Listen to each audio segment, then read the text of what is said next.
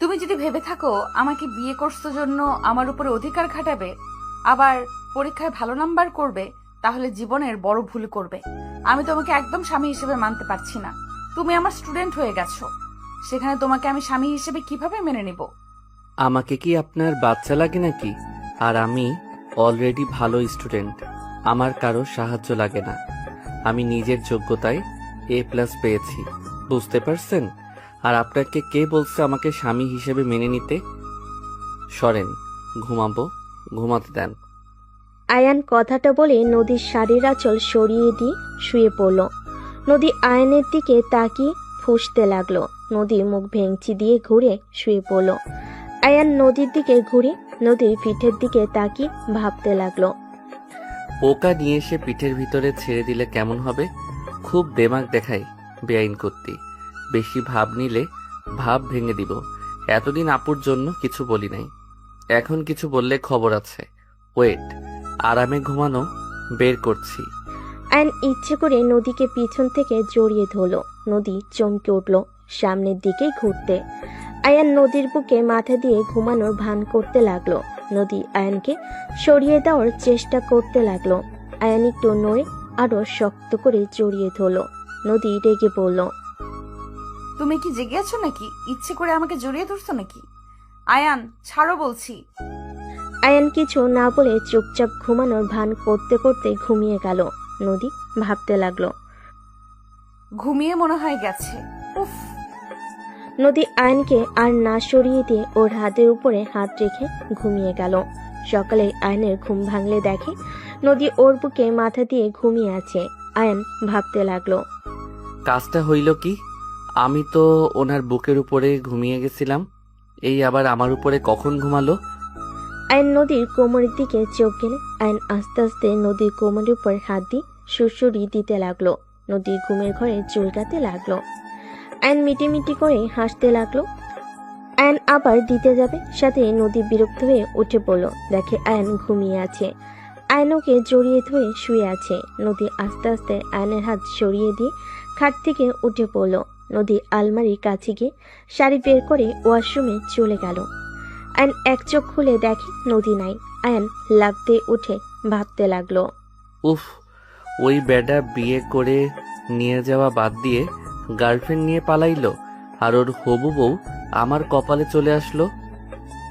কচু, যদি কোনোদিন সামনে পাই লাথি মারবো পিছনে, বজ্জাত পোলা। আয়ান কথাগুলো ভাবছিল। তখনই ফ্রেশ হয়ে নদী ওয়াশরুম থেকে বের হয়ে দেখে আয়ন কিছু নিয়ে ভাবছে। আয়ানকে দেখে নদী বলে ওঠে, ওই কি ভাবো এত? নদীর কণ্ঠ শুনে আয়ন পিছনে তাকিয়ে বলে, কিছু না। আয়ন কথাটা বলে উঠে আলমারি থেকে শার্ট প্যান্ট বের করে নদীর মাথা থেকে তোয়ালে খুলে নিলে নদী রাগী লুক নিয়ে তাকিয়ে কিছু বলবে, সাথে সাথে আয়ন ঠোঁটে কিস করে দিয়ে বলে, জামাই কোনো কিছু নিলে রাগ করতে হয় না। তোমাকে তো আমি। কিস করবেন নাকি? নদী থাপ্পড় মারতে যাবে, সাথে সাথে নদীর হাত ধরে আরেক হাত দিয়ে কোমর চেপে ধরে টান দিয়ে কাছে নিয়ে এসে দুহাত পিছনে ধরে বলে, এত রাগ ভালো না বউ, তুমি যে হট, তোমাকে তো খালি আদর করতে ইচ্ছে করছে। এতদিন তো বড় হাপু হিসেবে দেখছি, তাই কখনো সেইভাবে তোমার দিকে তাকাই নাই। এখন তোমাকে দেখে আমি পুরো ফিদা হয়ে গেছি। ভেজা চুলে তোমাকে অসাধারণ লাগছে, তোমাকে দেখে নেশা লেগে যাচ্ছে। আয়নের কথা শুনে নদী ধাক্কা দিলে আয়ন সাথে সাথে দেওয়ালের সাথে ঠেকে গেল। নদীর দিকে হাসি দিয়ে কিছু বলার আগে নদী বলে উঠল, ছি, তোকে ভদ্র নম্র ভেবে এসেছি। এতদিন তোকে নিয়ে কত প্রশংসা করছি সবার কাছে, আর তুই সবার সামনে নিজেকে যেভাবে প্রেজেন্ট করস, আসলে তো তুই তেমন না। কতটা নোংরা তুই! তোর জায়গায় আমি থাকলে আমি তো কখনোই এভাবে কথা বলতাম না। কথা বলা তো দূর, তাকাতামও না। আমি তোর কলেজের ম্যাম, তোর উচিত আমাকে সম্মান করা। আমাকে দেখলে তোর লজ্জা পাওয়া উচিত, আর আমাকে তুই বলস আমি হট। নদীর কথা শুনে আয়ন নদীর হাত ধরে টান দিয়ে নিজের সাথে জড়িয়ে নিয়ে বলে, মাই ডিয়ার ম্যাম, ভুলে যাচ্ছেন আপনি আমার স্ত্রী। আমি মেয়ে না যে শরম পাবো। আমার বউকে আমি যা ইচ্ছে বলবো, এইটা আমার ব্যাপার। আপনি কলেজে ম্যাম, বাসায় আমার বউ, এটাই আপনার পরিচয়। ছাড় বলছি। আর তোর বউয়ের পরিচয় নিয়ে আমার থাকা লাগবে নাকি? ভুলে যাস না, এটা আমার বাপের বাড়ি। তোকে এখানে আমার বাবা আশ্রয় দিয়েছে বলে থাকতে পারতেছিস। এখন আমার শ্বশুর বাড়ি, আমি এখন নিশ্চিন্তে থাকবো। আগে ভাবতাম আমার ভাগ্য অনেক খারাপ, আমার বাবা মা নাই, আমার বোন আমাকে বড় করছে, অনেক কষ্ট অভাবে বড় হয়েছি, অনেক অভিযোগ ছিল, এখন আর নাই। আপনার মতো হট একটা বউ পাইছি, সাথে বড়লোক শ্বশুর বাড়ি। আয়নের কথা শুনে নদী রাগ কন্ট্রোল করতে না পেরে আয়নের মুখে থুতু দিয়ে বলে, তোর বোন কত ভালো, আর তুই মানুষের বাচ্চা হতে পারস না। তোর বোন সহজ সরল, আর তুই হইছস শিয়ানা। অতি উড়া উড়িস না। যদি আমার ফ্যামিলির কেউ বুঝতে পারে তুই আমাকে বিয়ে করছস আমাদের সম্পদের জন্য, আর আমি যদি অভিযোগ করি তুই আমার সাথে বাজে ব্যবহার করস, তুই সবার সামনে যত ভদ্র দেখাস ততটা ভদ্র তুই না, তাহলে তোকে তোর বোনকে ঘাট ধাক্কা দিয়ে বের করে দিবে। আয়ন নদীকে ছেড়ে দিয়ে ওর শাড়ির আঁচল নিয়ে মুখে লাগা থুতুগুলো মুছতে মুছতে বলতে লাগলো, আমি একবারও বলি নাই তোমাদের সম্পদের জন্য তোমাকে বিয়ে করছি। তোমাদের সম্পদে আমি থুতু দেই। আমার পড়াশোনা শেষ হইলে আমি তোমাদের সব ঋণ শোধ করে দিব। নিজে ভালো চাকরি নিয়ে তোমাকে ভাড়া বাসায় থাকবো। আস্তে আস্তে টাকা জমিয়ে নিজস্ব বাড়ি করব। আয়ন কথাগুলো বলে ওয়াশরুমে চলে গেল। আয়ন গোসল করে জামা কাপড় পরে নিল। ওয়াশরুম থেকে বের হয়ে রেডি হয়ে নিচে চলে গেল। সবাইকে সালাম দিল। আয়নের সালামের উত্তর নিল সবাই। নদীর ছোট বোন তুলি বলে উঠল, আরে বেয়াই, আপনাকে তো দেখি আজকে বেশি কিউট আর হ্যান্ডসাম লাগছে। তুলির কথা শুনে নদীর ভাবি রূপা বলে ওঠে, আরে লাগবে না আবার, আমার ননদের আদর পেয়ে সুন্দর হয়ে যাচ্ছে। রূপার কথাগুলো শুনে সবাই হাসতে লাগলো। আয়ন লজ্জায় মাথা পিছনে দিয়ে বলতে লাগলো, না মানে, আচ্ছা ভাবি আপু কোথায়? আয়ান, আপু আমি কি আজকে কলেজে যেতে পারবো নাকি কোনো কাজ আছে? আরে ভাই, নতুন বিয়ে করছো, বউকে সময় দাও, কলেজে গিয়ে কি হবে? হ্যাঁ ভাবি বাজে কথা বলেন না। আমি আয়ানকে কখনোই স্বামী হিসেবে মানবো না। আমি সবাইকে বলে রাখলাম, আয়ানকে কোনোদিন স্বামী হিসেবে মানবো না। তাই আমার সাথে জড়িয়ে ওর বিষয়ে কোনো কথা কেউ বলবে না। নদীর কথা শুনে নদীর আব্বু আম্মু কিছু বলবে তার আগে নদী বের হয়ে গেল। নদীর আম্মু রেগে বলে, দেখলে তোমার মেয়ের কি দেমাক, ওকে যে আয়ান বিয়ে করেছে তাই কথা না, আর সেখানে কত বড় কথা বললো। আয়ানকে স্বামী হিসাবে কখনোই মেনে নেবে না। আর কেউ কিছু বলবে তার আগেই আয়ন নদীর আম্মুর দু কাঁধে হাত দিয়ে ধরে বলে, উফ আন্টি রাগ করেন না, আপনার মেয়েকে পটানোর দায়িত্ব আমার। এমন ভাবে পটাবো দেখবেন তখন নিজের মুখে আমাকে স্বামী হিসেবে পরিচয় দিবে। আয়ান, নদীর সাথে পাকনামি যেন করতে যাস না, ওর মাথা ঠান্ডা হলে সব ঠিক হয়ে যাবে। তুই ছোট, তোর সাথে বিয়ে দিয়েছি তাই রাগ করেছে, এখানে যে কেউ রাগ করবে। বৌমা, তুমি সবসময় নদীর হয়ে কথা বলবে না তো? তোমাদের দুজনের আদর পেয়ে পেয়ে এত বড় কথা বলার সাহস পেল। আম্মু ক্ষমা করবেন, আমার কথা যদি কষ্ট পান। আম্মু, নদীর জায়গায় যে কেউ থাকলে রাগ করতো। আপনারা হঠাৎ করে আয়ানের সাথে বিয়ে দিলেন, বিষয়টা নদী মেনে নিতে পারছে না, তাইও রেগে আছে। কেন, তোমার ভাই কি ভালো ছেলে না? ওই কি খারাপ ছেলে নাকি যে তোমার ননদ এত বড় কথা বলবে? আম্মু, নদীকে কিছু সময় দেন, আর যত বলুক, স্বামী স্ত্রীর সম্পর্ক পবিত্র থাকতে থাকতে এমনিতেই ভালোবাসা তৈরি হয়ে যাবে। এখন ওই ছোট, আর আয়ানও তো নদীকে বড় আপু বলে ডাকতো, আয়ানকেও নদী তো ছোট ভাইয়ের মতো দেখতো। সেখানে হুট করে স্বামী হয়ে গেলে বিষয়টা লজ্জাজনক ব্যাপার। আমি কিছু বলবো না, তোমরা যা ইচ্ছে করো। নদীর আম্মু রাগ করে চলে যেতে নিবে। আয়ন দৌড়ে নদীর আম্মুর রুমে চলে গেল। নদীর আম্মু খাটের উপর বসলে আয়ন হাঁটু গেয়ে বসে হাত ধরে বলে, আন্টি আপনি এমনভাবে থাকলে কিন্তু আমার ভালো লাগে না। আপনি এইসব নিয়ে চিন্তা করবেন না তো, আমি ওনার মনে জায়গা করে নিবই, আর যা করা লাগবে আমি সব করব। আর সত্যি বলতে আমারও প্রথমে অনেক লজ্জা লাগছিল। ছেলে মেয়ের ভালো করতে গেলে আমরা বাবা মা খারাপ হয়ে যায়। আন্টি এইটা কি বলেন? ভাইয়া আপুরা আর উনিও আপনাদের দুইজনকে অনেক ভালোবাসে। ওনার রাগ হয়েছে তাই এমনভাবে কথা বলছে। আপনি শুধু শুধু রাগ করছেন। দেখেন আপনি আর আঙ্কেল হুট করে আমাকে বিয়ের কথা বলেন। আমি রাজি হইতে চাই নাই। আপনার মুখের দিকে তাকিয়ে আমি রাজি হয়ে যাই। দুইজনের সময় দরকার। আচ্ছা আন্টি, আমার ফোনটা বাজছে। আয়ন উঠে ফোনটা রিসিভ করে ওর ফ্রেন্ডদের সাথে কথা বলা শেষ করে নদীর আম্মুকে কিছুক্ষণ বুঝিয়ে আয়ন রুম থেকে বের হয়। আগের রুমে গিয়ে ব্যাগ নিয়ে বের হইলে আয়নের দুলাভাই আশিক বলে উঠল, আয়ান, গাড়ি ভাড়া নিয়ে যাও। ভাইয়া ভাড়া আছে, ওনার বিয়েতে তো অনেক টাকা উঠছে, ওইগুলো আছে। ও আচ্ছা, আসো, কলেজে নামিয়ে দিয়ে অফিসে যাব। আপনার আবার লেট হয়ে যাইতে পারে, আপনি যান, আমি গ্যারেজ থেকে সাইকেলটা নিয়ে চলে যাব। আচ্ছা, সাইকেল ঠিক করছো? জি, ঠিক করা হয়েছে। আয়ান ওর দুলাভাইয়ের সাথে কথা বলা শেষ করে বাসা থেকে বের হয়ে গেল। সামনে গ্যারেজ থেকে সাইকেল নিয়ে সোজা কলেজে চলে গেল। কলেজে ঢুকে সাইকেলের এক সাইডে রেখে হেঁটে যেতে লাগলো। নিচের দিকে তাকিয়ে থেকে রাকিবকে কল করতে করতে যেতে লাগলো।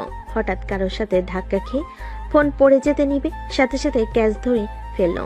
সামনের দিকে তাকিয়ে দেখে নদী পড়ে আছে।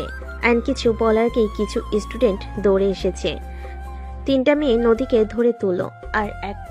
আর কয়েকটা ছেলে আয়নের মুখে ঘুষি মেরে বলে, তোর এত বড় সাহস, আমাদের ম্যামকে ধাক্কা মেরে ফেলে দিয়ে তাকিয়ে থাকোস। আইনকে আরেকটা মারতে যাবে, সাথে সাথেই নদী বলে, ওকে ছাড়ো, ওই বুঝতে পারে নাই আমি তাড়াতাড়ি করে যেতে নিয়ে ধাক্কা লাগছে, যাও তোমরা। নদীর কথা শুনে ছেলেগুলো আইনকে ছেড়ে দিয়ে চলে গেল। আইন ঠোঁটের কাছে হাত দিলে দেখে রক্ত বের হচ্ছে। আইন কিছু না বলে রক্ত মুছতে লাগলো। হঠাৎ করে কয়েকজন এসে নদীকে সালাম দিয়ে আইনকে পিছন থেকে জড়িয়ে ধরে আইনের ঠোঁটে রক্ত দেখে অবাক হয়ে বলে ওঠে, দোষ, তোর মুখে রক্ত? কিছু না, চলো ক্লাসে। আর কখন থেকে কল দিচ্ছি, ধরস না কেন? আইন ওর বন্ধুদের সাথে মিলে ক্লাসে ঢুকে পড়লো। নদীও আইনের ক্লাসে চলে গেল। নদীকে দেখে সবাই দাঁড়িয়ে সালাম দিল। নদী ক্লাসের ভিতরে এসে সবাইকে নিজের পরিচয় দিয়ে সবার থেকে পরিচয় নিতে লাগলো। আয়নের কাছে গেলে আয়ান দাঁড়িয়ে বলে, আমার নাম আয়ান। নাইস নেম, বসো। নদী ক্লাস শুরু করতে লাগলো।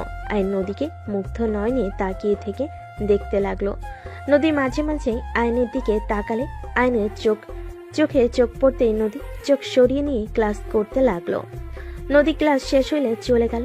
রাকিব বলে ওঠে, আয়নর বন্ধুদের নিয়ে ক্লাস থেকে বের হয়ে মাঠের ভিতরে গিয়ে ফুচকাওয়ালা মামার কাছে গিয়ে ফুচকা অর্ডার দিয়ে সবাই বসে থেকে আড্ডা দিতে লাগলো। সবার সাথে ফুচকা খাওয়া শেষ করে সবাই মিলে ক্লাসে চলে গেল। ম্যাম যেমন দেখতে তেমন পারানো সিস্টেমটাই অসাধারণ। আচ্ছা বাহিরে চলো, তোদের ট্রিট দিব। আর বলিস কি, তুই আমাদের ট্রিট দিবি? হ্যাঁ চল, বেআইনের বিয়েতে টাকা পাইছি, ওইগুলো দিয়ে খাওয়াবো তোদের। বাহ বাহ, চল। 1:30 কলেজ ছুটি হইলে আইনর বন্ধুদের সাথে বের হয়ে গেল। 3টার দিকে বাসায় আসলে আয়নের মুখে কাটা দেখে আতিয়া বলে ওঠে, আয়ান, কি হয়েছে? তোর ঠোঁটের কাছে কাটা কেন? কিছু না আপু। কয়েকটা ছেলের খুশি খেয়েছে ভাবি। নদীর কথা শুনে সবাই অবাক হয়ে বলে, কি আয়ান, কি করছোস যে তোকে ওরা মারলো? তুই কি ক্ষতি করেছিলি ওদের? তোর অনেক সাহস বেড়ে গেছে, তাই না? আপু, আমি কিছু করি নাই। আতিয়া মারতে আসবে, সাথে সাথে নদী পানি খাওয়া শেষ করে বলে, ভাবি আমাকে ধাক্কা দিয়ে ফেলে দিয়েছিল, তাই আমার স্টুডেন্টরা ওকে মারছে। কোনো স্টুডেন্টের সামনে শিক্ষিকাকে অসম্মান করলে কি ছেড়ে দিবে নাকি? কি, ওই তোমাকে ধাক্কা দিয়েছিল? আয়ান, আমি তোকে এই শিক্ষা দিয়েছি? নিজের স্ত্রী সব স্টুডেন্টের সামনে ধাক্কা দিয়ে ফেলে দিয়ে অসম্মান করস? তোর লজ্জা লাগে না? আইন আতিয়ার কথা শুনে আতিয়াকে কিছু বলবে, তার আগে আইনের গালে থাপ্পড় বসিয়ে দিল। আইন গালে হাত দিয়ে নদীর দিকে তাকিয়ে থাকলো। নদীর সোফা থেকে উঠে না দেখার ভান করে রুমে চলে গেল। আইনকে আরো মারতে যাবে। আইন দুহাত দিয়ে মার থেকে বাঁচার চেষ্টা করতে লাগলো। নদীর আম্মু বলে ওঠে, বৌমা থামো, ওকে কেন মারছো? তোমার ননদ ভালো মানুষ নাকি? আয়ান, সত্যি করে বলো তো কি হয়েছিল? আর তুমি হঠাৎ করে ওকে ধাক্কা কেন দিয়ে ফেললে? আন্টি, বিশ্বাস করেন, আমি ইচ্ছে করে কিছু করি নাই। আমি রাকিবকে কল দিতে দিতে হাঁটছিলাম, হঠাৎ করে উনি সামনে আসলো, ধাক্কা লেগে উনি পড়ে যায়। তারপর তারপর সব খুলে বলে রূপা বলে, শুধু শুধু আয়ানকে মারলে আফা? আয়ান যাও, রুমে গিয়ে ফ্রেশ হয়ে নাও। আয়ন সোজা নদীর রুমে চলে গেল। নদী আয়নের দিকে তাকিয়ে থেকে ভিলেন মার্কা হাসি দিল। আয়ন কিছু না বলে ব্যাগ টেবিলের উপর রেখে আলমারি থেকে শার্ট প্যান্ট নিয়ে ওয়াশরুমে চলে গেল।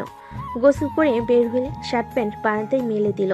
আয়ন বারান্দায় দাঁড়িয়ে থেকে পাশের বারান্দার মেয়েটার দিকে তাকাতে মেয়েটা বলে, হাই আয়ান, কেমন আছো? আলহামদুলিল্লাহ, তুমি কেমন আছো? এই তো আলহামদুলিল্লাহ। বউ কই তোমার? শুয়ে আছে। ও আচ্ছা, সন্ধ্যার দিকে ছাদে এসো।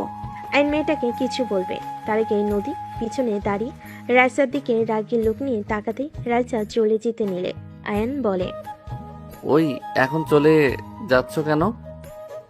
আমার কথা তো শুনে যাবে নাকি? পরে শুনবো। কথাটা বলে চলে গেল। নদী খাটের কাছে চলে গেল। আইন কিছুক্ষণ সামনের দিকে তাকিয়ে থেকে রুমের দিকে তাকিয়ে দেখে নদী খাটের উপর পা ঝুলিয়ে বসে আছে। আইন রুমে গিয়ে নদীর পাশে বসে আস্তে করে চুলের খোপাটা খুলে দিলে নদী রাগের লোক নিয়ে তাকাতে আইন সাথে সাথে অন্যদিকে তাকিয়ে থেকে বলতে লাগলো, কাউকে চুল ছেড়ে দিয়ে থাকলে বেশি সুন্দর লাগে, বাতাসে উঠলে আরো সুন্দর লাগে। আমার মাথার চুল ছেড়ে দিতে বলছি তোমাকে। কই না তো। তাহলে খুললে কেন? দেখতে মন চাইলো তাই। আচ্ছা শুনো, তুমি কি তখন ব্যথা পেয়েছিলে? মানুষ জন্য কিছু বলি নাই। ব্যথা পাইলে কি আর না পাইলেই কি? পাইছো নাকি সেইটা বলো। পাইছি, কি করবি? কোথায় দেখি? কোমরে আর হাতে একটু পেয়েছি। কানার মতো করে হাঁটো।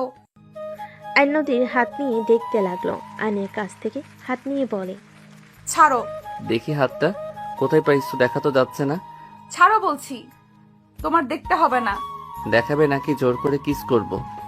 বেয়াদব, এখানে ব্যথা পাইছি কি করবি? হ্যাঁ, নদীর কথা শুনে আইন দুষ্টামির হাসি দিয়ে বলে, আমি তো ব্যথার জায়গায় কিস করতে চাইলাম, তাহলে কিস করি।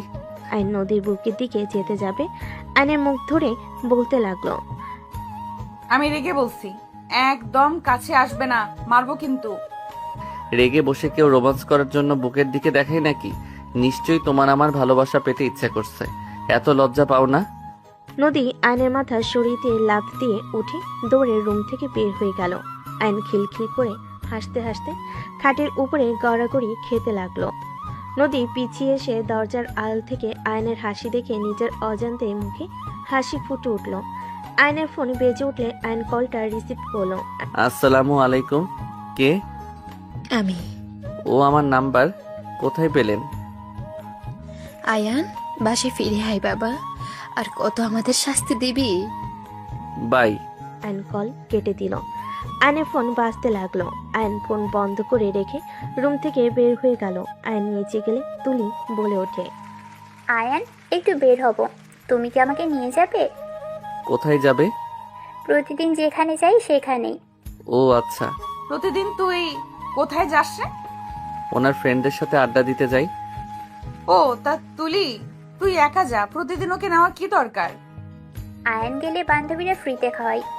তুলি কথাটা বলে হাসতে লাগলো। সবাই ভুরু কুচকে তাকায়। নদী বলে ওঠে, মানে কি? মানে আসলে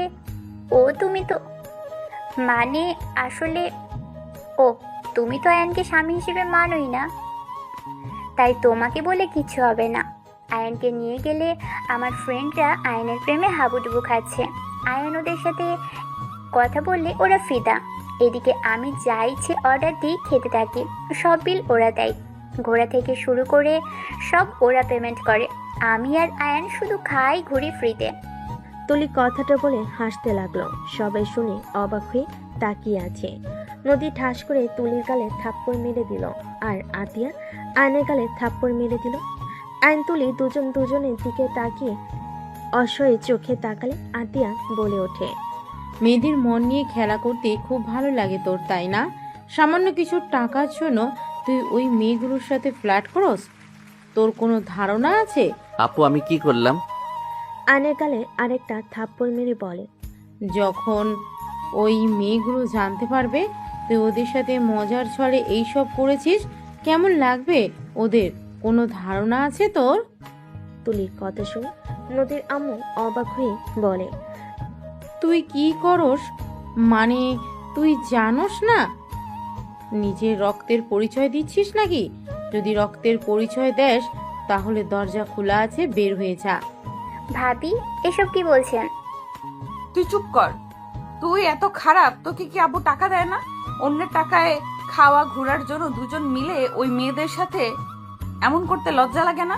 আয়ানকে বাদ দিলাম, ওই ছোট, তুই তো ওর বড়, আর একটা মেয়ে হয়ে এসব করতে লজ্জা করে না? আরে আজব তো, আমি এখানে কি করছি? ওদের আমি বারবার বুঝিয়েছি, দেখ আয়ান ছোট, এসব প্রেম প্রীতি বুঝে না, ওর পিছনে ঘুরে লাভ নেই। ওরা উল্টা আমাকে বলে আমি নাকি আয়ানকে লাভ করি, জন্যই নিয়ে আসি না। আমাকে অনেক ধরনের কথা বলতো, তো আমি কি করব? সেখানে ওদের যদি আয়ানের সাথে কথা বলতে ভালো লাগে, আমার কি দোষ? আয়ান তো আর ওদের সাথে খারাপ কথা বলে না। আয়ান কেমন জানি কথা বলে, ওরা মুগ্ধ হয়ে শুনে আর হাসে। ওদের দোষ আমাদের না, ওদের দোষ আমাদের না, আমরা বারবার করেছি তো। আর আমাকে বলেছিল আয়ানকে পটাবে, সেখান থেকে ওদের চ্যালেঞ্জ অনুযায়ী যাই 1 মাস হয়ে গেছে, আয়ানকে কেউ পটাতে পারেনি। আর এমনিতেও আয়ানেরও লাভ আছে, আমি তো দেখি ভাবি। বাহ ভাইয়া, ওকে আসা যাওয়ার যে ভাড়া ওইটা দেয়, ওই সাইকেলে নিয়ে যাওয়ার কারণে ওই টাকা থাকে, ওটা দিয়ে খাই। প্রতিদিনের 50 টাকা হাত খরচ দিয়ে চলে নাকি? কি? বাট আয়ানকে তো 200 টাকা করে দেওয়ার কথা, নদীর আব্বু তো বলে দিয়েছে। আর 150 টাকা কই যায়? আমার কাছে থাকে। আম্মু আমার দোষ নাই, আতিয়া 50 করে দিতে বলে, এর বেশি দিতে না করেছে। আর যখন ওর খুব দরকার হয় তখন যে টাকা জমা থাকে ওইখান থেকে নিয়ে দিয়ে দেয়। বৌমা, এইটা একটু বেশি করে ফেলছো না আয়নার সাথে?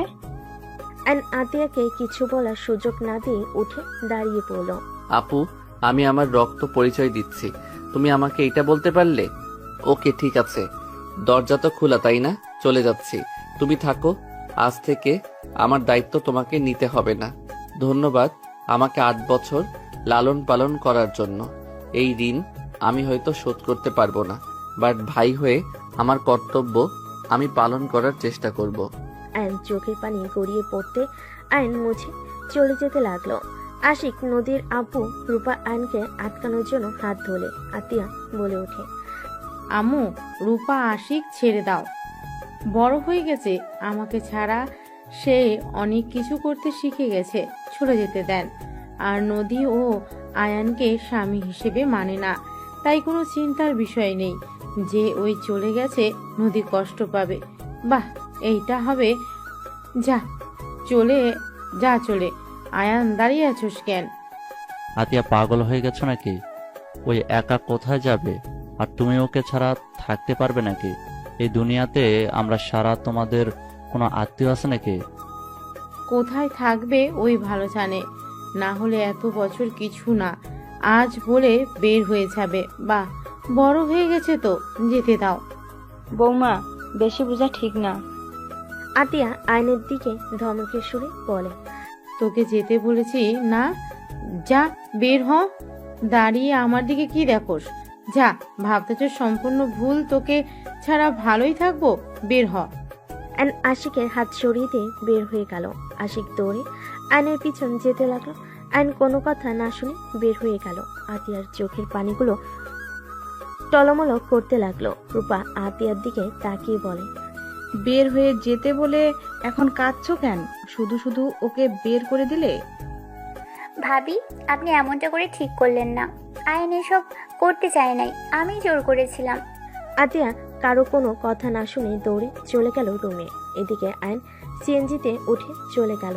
আশিক বাসার ভিতরে গেলে নদীর আম্মু বলে, কি হলো, আয়ান আসলো না? না, সিএনজিতে উঠে চলে গেল। আর তুলি ফালতু কাজের ভেতরে ওকে জড়াতে হবে কেন? আমি কি জানতাম ভাবি এত রেগে যাবে? আর এখানে এত রেগে যাওয়ার তো কোনো কারণ আমি দেখি না। নদী থাপ্পড় মারলে তুলি চুপ হয়ে গেল। নদী রুমে চলে গেল। তুলি কান্না করতে করতে রুমে চলে গেল। 5 দিন পর। আশিক, আয়ানকে কি খুঁজে পেয়েছো? ওর বন্ধুদের থেকে কোনো খবর পাইছো?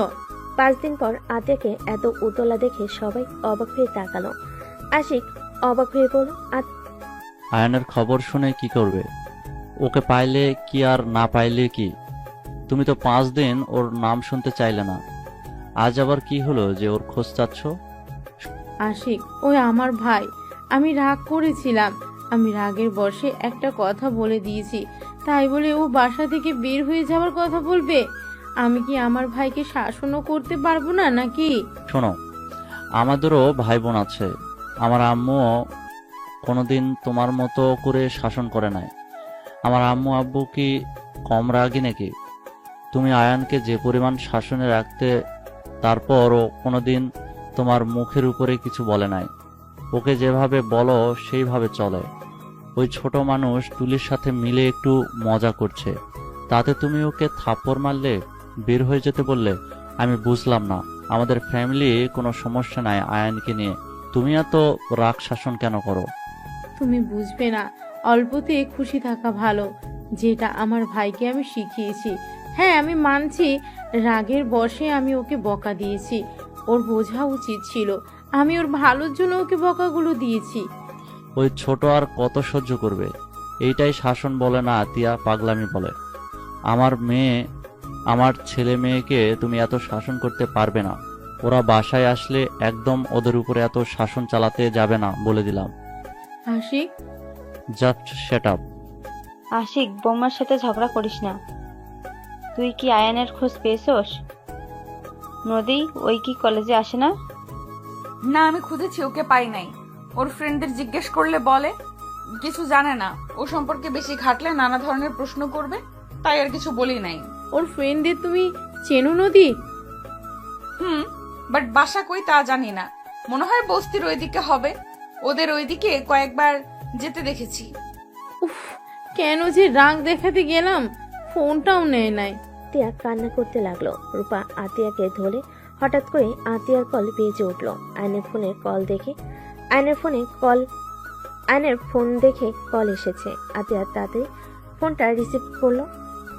আসসালামু আলাইকুম, কে? ওয়ালাইকুম আসসালাম আতিয়া। ও আপনি?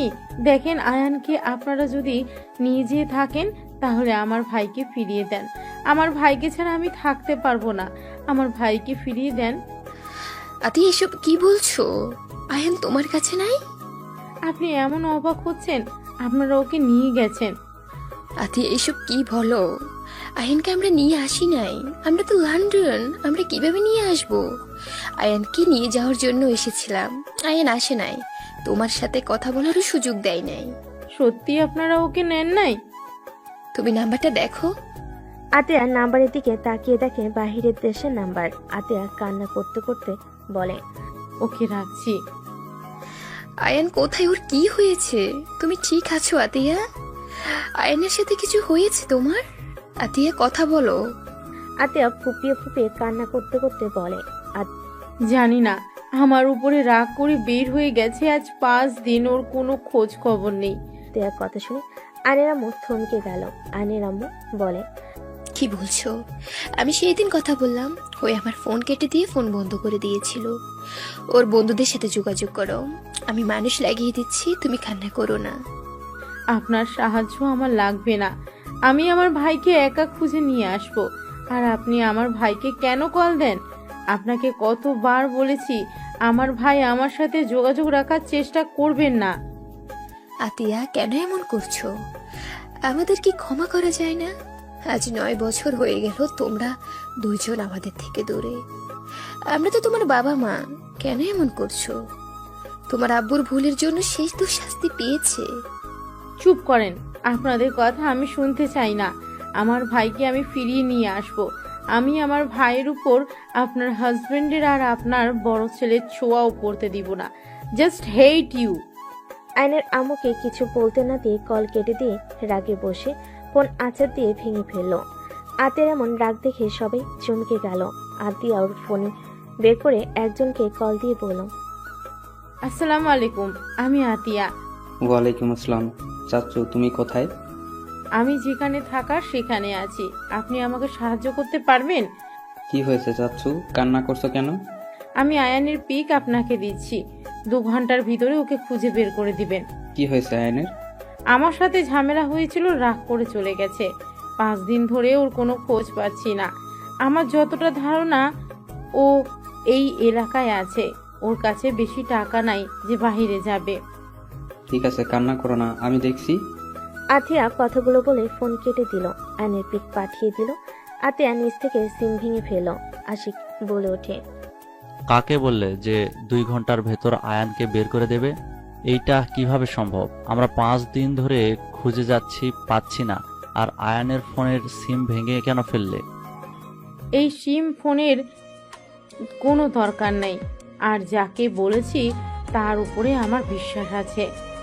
আতিয়ার ফোন বেজে উঠলে আতিয়া কল রিসিভ করতেই আয়ন বলে ওঠে, আপু, ওরা আমাকে ধরে নিয়ে এসেছে। আপু আমাকে যেতে দিচ্ছে না। তুই বল আপু, বাসায় যেতে বলেছে। আয়ন কিছু বলার আগে চাচ্ছু ফোন রিসিভ করে বলে, আতিয়া, আয়ান আজকে আমাদের কাছে থাক। তোমার আম্মুরা কাজিনরা ওকে যেতে দিবে না। আয়নকে আসতে দেন, ওই পরে গিয়ে ঘুরে আসবে। তুমি এখানে আসো। ভাই, আতিয়া কল কেটে দিল।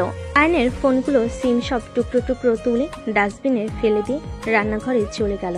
নদীর আম্মু আশিককে বলল, বৌমা আমাদের থেকে মনে হয় কিছু লুকাচ্ছে। ওর কথা বলার ধরন চেঞ্জ হয়ে গেছে।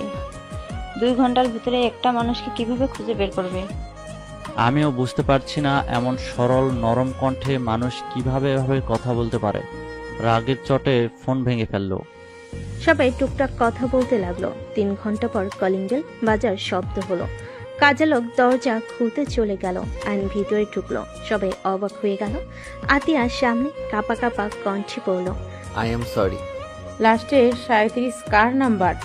আয়ান থমকে গেল। আয়ন ভয়ে ঢোক গিলে বলে, না মানে, আয়নের গালে সজোরে থাপ্পড় মেরে গলা ধরে বলে, না মানে কি? লাস্টে 37 কার? উত্তর দে আমাকে। আপু আই এম সরি। আয়ন আতিয়াকে জোর করে জড়িয়ে ধরে কান্না করতে করতে বলে, আপু আমাকে ক্ষমা করে দাও। বিশ্বাস করো, আমি তোমাকে ছাড়া কোথাও যাব না। উনি আমাকে কল দেয়, আমি ব্লগ দিতে গিয়েও পারি না। আমার ওনার কণ্ঠ শুনতে ভালো লাগে। ছাড় আমাকে, তাহলে চলে যা। তোকে কে থাকতে বলেছে এখানে? চলে যা। আমি তো খারাপ বোন, তোকে কোনো স্বাধীনতা দেই না। আমি সব সময় শাসনে রাখি। চলে যা তুই। আপু আই এম সরি, প্লিজ আমাকে ক্ষমা করে দাও। আমার ভুল হয়ে গেছে। আমি আর ওনার ফোন রিসিভ করব না। উনি বারবার আমাকে কল করে। আমি কতবার বলছি আমাকে কল দিবেন না। আমি ফোন বন্ধ করে রাখি। ফোন চালু করলে ওনার 1000টা কল আসে। আমাকে আগে কেন বলস নাই? আমার থেকে আর কি কি লুকাচ্ছিস তুই? আর তুই এই 5 দিন কোথায় ছিলি? আপু আমি একটা জব দিয়েছি, ওইখানে থাকা খাওয়া সব ফ্রি। মাসে 10,000 টাকা দিবে। তোকে জব নিতে কে বলেছে? আপু আমি তো বড় হয়েছি, এখন আমার স্ত্রীও আছে। বউকে কিছু কিনে দিতে গেলে সেই তোমার থেকে চাইতে হবে বা দুলাভাইয়ের থেকে। আমার এইটা মোটেও ভালো লাগবে না। নিজে সবার ঘাড়ে বসে খাচ্ছি, আবার বউকে কিছু দিতে গিয়ে তাদের থেকে যদি নিতে হয়। ওই তোকে আমি বলছি আমাকে কিছু গিফট করতে?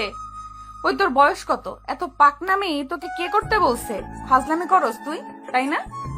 সবাইকে টেনশনে ফেলে ফাজলামি করস। আতিয়াকে আইন ছেড়ে দিয়ে নদীর দিকে তাকালে আইন বলে, আই এম সরি, আমাকে প্লিজ সবাই ক্ষমা করে দেন। আমি কাউকে চিন্তায় ফেলতে চাই নাই। আপু আমাকে সেই দিন এমন কিছু বলছিল, আমি বিষয়টা মেনে নিতে পারছিলাম না। এই কি এমন বলছে তোকে? তোর বোন তো তোকে মাঝে মাঝে রেগে বাড়ি থেকে বের হয়ে যেতে পারে। সেখানে এতদিন যাস নাই, সেদিন কেন গেলি? বের হওয়ার ব্যাপারে আমার খারাপ লাগে নাই। আমার খারাপ লাগছে আপু আমাকে রক্তের পরিচয় দেওয়ার কথা শুনে। আমি কি এমন করছিলাম? আমি তো জাস্ট ওই মেয়েদের সাথে কথা বলতাম মজা করে। এর থেকে তো আমি কোনো বাজে কথা ভিতরে বা তাদের দিকে বাজেভাবে তাকাইও নাই। রুমে যা, আমার রাগ আরো বাড়ছে কিন্তু তোর উপরে। যাচ্ছি। আর একটা কথা বলার আছে। কি কথা? আপু সাথী মেয়েটা আমার পিছনে লাগছে। সাথীকে? যে আমাকে ধরে নিয়ে গেছিল, ওনার ছোট মেয়ে, আমাদের পাশে কলেজে নাকি পড়ে। ও, তুই এড়িয়ে যাবি? আর তুই বিয়ে করছিস এটা কাউকে জানানোর দরকার নেই। আপু না জানালে ওরা বিয়ে কথা বলছে। আমার পড়াশোনা শেষ হইলে অনুষ্ঠান করবে। আর ইন্টার পরীক্ষা দেওয়ার পরে আমাদের নাকি বিয়ে পড়িয়ে রাখবে। আমি কথা বলে নিব, তুই যা রুমে। কে বিয়ে পড়াবে? আসলে তোমাদের বড় ভাই বোনের মাঝে চলছেটা কি? তোমাকে কে কিডন্যাপ করেছিল? আমু, কিডন্যাপ না, আমি যাকে বলেছিলাম সেই ওকে খুঁজে নিয়ে গেছিল। ও, আরেকটা কথা আপু, রূপা মেয়েটা নাকি ভাবি হয়। আঙ্কেলের কোম্পানির শেয়ারে যে মেয়েটা আছে উনি। কি? হুম। সব ঝামেলা একসাথে আসা লাগবে? রূপা ম্যাম তোমার ভাবি হয় মানে? কি বলো এসব? ওনার সাথে তোমাদের সম্পর্ক হওয়ার তো দূর, ওনাদের তো অনেক বড় বিজনেস আছে। ওনার শ্বশুর শাশুড়ি সব লন্ডন থাকে, উনি বছরের একবার আসে। ওনাদের সাথে তোমাদের সম্পর্ক থাকার কোনো ভাবে সম্ভব না। ওর কথা রাখো তো, ও তো বড় মাপের মানুষদের সাথে আমাদের কি সম্পর্ক হবে? সাথী ওর বড় বোন রূপা, রূপার আব্বুকে আমি চিনি, উনি তো ভালো মানুষ, গরিবদের সাহায্য করে, সেখান থেকে পরিচয়। ও তাই বলো? আয়ন চলে গেল। আতিয়া নিজের রুমে চলে গেল। তুলি বলে ওঠে, দেখছো, সাথী আমাদের সাথে পড়ে, আমাদের ক্লাসে টপার, সেও ওর পিছনে লেগেছে। শুধু আপু আয়নের মর্ম বুঝলো না। Just shut up. নদী ধমক দিয়ে চলে গেল। আয়ন গোসল করে পোশাক পরে খাটের পর বসতেই নদী বলে ওঠে, বড়লোক বউ পেয়ে যাচ্ছিস, তোর তো মনে হয় খুশিতে আজ ঘুম হবে না। বাজে কথা বলো না। চকলেট খাবে? তোর চকলেট তুই খা। আমার শার্ট দিয়ে নাক পরিষ্কার করছিলেন নাকি? একটা শার্টের অবস্থা খারাপ। হো, ঠান্ডা লাগছে দেখে তো মনে হয় না। কান্না করছেন নাকি? হি হি। আমার বউ আমাকে একটু হইলেও ভালোবাসে। চুপ কর। কে তোকে ভালোবাসে? হ্যাঁ, আয়নের সামনেই আঙ্গুল তুলে কথাগুলো বলতে আয়ন সাথে সাথে নদীর হাত ধরে টান দিয়ে কোলে বসিয়ে দিয়ে পিছন থেকে জড়িয়ে ধরে ঘাট থেকে চুল সরিয়ে কিস করলে নদী কেঁপে উঠল। নদী নিজেকে ছাড়ানোর চেষ্টা করতে লাগলো। আয়ন নদীর পেটে হাত দিয়ে নিজের সাথে চেপে ধরে বলল, ভালোবাসো মুখে বললে কি সমস্যা? হ্যাঁ, আমি তোকে ভালোবাসি না, ছাড় বলছি। আয়ন নদীকে টান দিয়ে খাটের উপর ফেলে দিয়ে দুই হাত খাটের সাথে চেপে ধরে মুখের কাছে নিয়ে যেতে নিলে নদী নিজেকে ছাড়ানোর চেষ্টা করতে লাগলো। আয়নের নিঃশ্বাস যত মুখের উপর পড়তেছে নদী কেঁপে উঠতে লাগলো। আইন ঠোঁটের কাছে গেলে নদীর ঠোঁট জোড়া কাঁপতে লাগলো। আইন ঠোঁট জোড়া নিজের দখলে নিয়ে নিল। নদীর চোখ বন্ধ করে ফেল। আইন নদীর ঠোঁট জোড়া নিজের দখলে নিয়ে নিল। নদীর নিঃশ্বাস ঘন হতে লাগলো। আইন আস্তে আস্তে নদীর শাড়ির আঁচলে হাত দিয়ে সরিয়ে দিতেই হঠাৎ করেই নদীর ফোন বেজে উঠল। নদী ধাক্কা দিয়ে সরিয়ে দিয়ে শাড়ির আঁচল ঠিক করে ফোন হাতে নিয়ে বারান্দায় চলে গেল। আইন ভুরু কুচকে তাকিয়ে বিড়বিড় করে বলতে লাগলো, শালা কল দেওয়ার সময় পেল না। আইন কথাটা বলে উঠে পড়তে বসলো। আইন পড়াশোনায় মনোযোগ দিতে লাগলো। নদী কথা বলা শেষ করে পিছনে ঘুরে আইনের দিকে তাকিয়ে থেকে বারান্দা থেকে বের হয়ে ল্যাপটপ নিয়ে খাটে বসলো। আইনের ফোনের কথা মনে পড়তেই আইন পিছনের দিকে ঘুরে তাকিয়ে বলল, বউ, আপু কি আমার ফোনটা নিয়ে নিয়েছে? ভেঙে ফেলছে, ফোন সিম দুইটাই। নদীর কথা শুনে আয়নের মন খারাপ হয়ে গেল। আয়ন আর কিছু না বলে চুপচাপ পড়তে বসলো। নদী আয়নকে দেখে বলল, এই সত্যি করে বলো তো, তোমরা ভাই বোন আমাদের থেকে কি কিছু লুকাচ্ছ নাকি? কি লুকাবো? আমার মনে হয় কিছু লুকাচ্ছ। লুকাচ্ছি। আপনাকে লাভ করি, আপনি বোঝেন না। ফালতু। নদী আর কিছু না বলে কাজ করতে লাগলো। আইন পরে মনোযোগ দিতে লাগলো। রাতে সবাই খেতে গেল। আইন খাবার খেতেই নদীর পাশে বসলো। আতিয়া সবাইকে খাবার দিতে লাগলো। আয়নকে খাবার দিলে আয়ন নিচের দিকে মাথা দিয়ে চুপচাপ খেতে লাগলো। হঠাৎ করে আতিয়ার দিকে তাকালে আতিয়া বলে ওঠে, কিছু বলবি নাকি? না। তাহলে বারবার তাকাচ্ছিস কেন? আয়ন কিছু না বলে খেতে লাগলো। আয়ন আতিয়ার দিকে তাকিয়ে বলে, আপু আমার খেতে ইচ্ছে করছে না। কেন, কি হয়েছে? কিছু না, আমি খাবো না, গলা দিয়ে ভাত নামছে না। আয়নের কণ্ঠটা কান্নামাখা হইলে আতিয়া বলে ওঠে, আর 1 মাস আছে কুরবানি ঈদের, তখন আমি তোকে ছেড়ে দিব। এই 1 মাস এখানে থাক। আর নদী তোকে যেহেতু পছন্দ করে না, নদী তুমি আয়ানকে ডিভোর্স দিয়ে দিও। ও এখান থেকে একেবারে জন্য চলে যাবে। আতিয়ার কথা শুনে নদীর বুকটা কেঁপে উঠল। আয়নের দিকে তাকালো। নদীর আম্মু বলে, এইসব কি বলো? ডিভোর্স দিব মানে? আর আয়ান এবার কোথায় যাবে? আম্মু দেখেন, নদী আয়ানকে অপছন্দ করে, সেখানে জোর করে কোনো সম্পর্ক রাখা উচিত না। আমার মনে হয় ডিভোর্স দেওয়া ভালো। আমাদের জন্য দুইজন একে অপরকে অপছন্দ করে জোর করে একই ছাদে থাকছে আমাদের জন্য। আমরা এইটা হতে দিতে পারি না। মেয়েদের স্বাধীনতা বলে একটা কথা আছে। একটা জিনিস বুঝলাম না, তুমি সব সময় মেয়েদের হয়ে এত কথা কেন বলো? মেয়ে হয়ে কি আমাদের কোনো স্বাধীনতা থাকবে না নাকি? বিয়ে সারা জীবনের ব্যাপার। সেখানে নদী আয়নকে সহ্য করতে পারছে না, সেখানে বাধ্য হয়ে আয়নের সাথে থাকার কোনো মানে হয় না। দুজনের জীবন নষ্ট। আমারও তাই মনে হয়, ওদের বাধ্য হয়ে সম্পর্কে রাখা উচিত না। দুজন চুপ করবে। খাবার খেতে দিবে নাকি উঠে চলে যাব? আতিয়া বসলো, সবে খাবার খেতে লাগলো। আয়ন অল্প খেয়ে উঠে চলে গেল। আয়ন রুমে গিয়ে বসে থেকে ভাবতে লাগলো। উনি কি আসলে আমাকে ভালোবাসে না নাকি? একটা কথাও বললো না আপু। যে ডিভোর্সের কথা বললো কিছু বললো না, চুপচাপ কথাগুলো শুনলো। ওকে ডিভোর্স দিলে আমিও দিব। আমিও চাই না জোর করে ওনার সাথে থাকতে। ভালো লাগছে না, চারিদিকে শুধু অশান্তি। আয়ন কথাগুলো ভাবতে লাগলো। আয়ন খাটের এক কোণে শুয়ে থেকে কথাগুলো ভাবতে লাগলো। নদী রুমের ভিতর এসে আয়নকে ভাগতে দেখে কিছু বলল না। খাটে শুয়ে লাইট অফ করে দিল। ডিম লাইট জ্বালিয়ে উপরের দিকে তাকিয়ে থাকতে লাগলো। আয়ন নদীর হাতের উপরে মাথা দিয়ে পেট উপরে হাত রেখে জড়িয়ে ধরে বলল, তুমি কি সত্যি আমাকে ডিভোর্স দিবে? আচ্ছা, আমাকে কি সত্যি ভালোবাসা যায় না? আমি অন্য কাউকে ভালোবাসি। নদীর কথা শুনে আয়নের বুকের ভিতর কেঁপে উঠল। আয়ন এক সেকেন্ডের ভিতরে নদীর উপর থেকে হাত সরিয়ে নিল। আয়ন খাট থেকে নেমে বালিশ নিয়ে সোজা সোফায় চলে গেল। নদীর চোখের পানিগুলো গড়িয়ে পড়ল। নদী মনে মনে ভাবতে লাগলো, এই তোমার ভালোবাসা আয়ান? অন্য কাউকে ভালোবাসি শুনে আমার পাশের জায়গাটা ছেড়ে দিলে? নিজের স্ত্রীকে নিজের করে রাখার বয়স তোমার হয় নাই। কিভাবে নিজের জায়গায় ধরে রাখতে হয় সেটা তুমি জানো না আয়ান। নদী কথাগুলো ভাবতে ভাবতে চোখের পানি ফেলতে ফেলতে ঘুমিয়ে গেল। আয়ন এপাশ ওপাশ হতে লাগলো। আয়ন ভাবতে লাগলো, আমাকে ভালো না বাসলে আমি ছিলাম না দেখে আমার শার্ট জড়িয়ে কেন কান্না করছে? আর সত্যি কান্না করছে নাকি আমার ভুল ধারণা? আমি কাছে গেলাম, আমাকে শুধু মুখে বলল সরে যেতে। কই প্রথমের মতো তো জোর করে সরিয়ে দেওয়ার চেষ্টা তো করলো না। উফ, মেয়ে মানুষকে বোঝা বড্ড কঠিন। আমার বোন একটা আছে, এত পেঁচালো কেন এই মেয়ে মানুষ, ধ্যাত ভালো লাগে না। আয়ন কথাগুলো বলে ঘুমিয়ে গেল। সকালে ঘুম ভাঙলে নদী আয়নের দিকে কিছুক্ষণ তাকিয়ে থেকে ওয়াশরুমে চলে গেল। আয়নের ঘুম ভাঙলে খাটের দিকে তাকিয়ে দেখে নদী নাই। আয়ন উঠে ওয়াশরুমের দিকে তাকিয়ে বুঝলো ওয়াশরুমে গেছে। আয়ন উঠে বারান্দায় চলে গেল। বারান্দার গ্রিল ধরে দাঁড়িয়ে থাকতে লাগলো। হঠাৎ করে সামনে থেকে রাইসা বলে উঠল, গুড মর্নিং আয়ান, কেমন আছো? Good morning. আলহামদুলিল্লাহ ভালো, তুমি কেমন আছো? আলহামদুলিল্লাহ।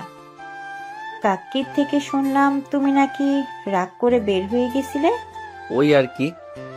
আর এমন করবে না, তুমি তো জানো ভাবি তোমাকে কত ভালোবাসে।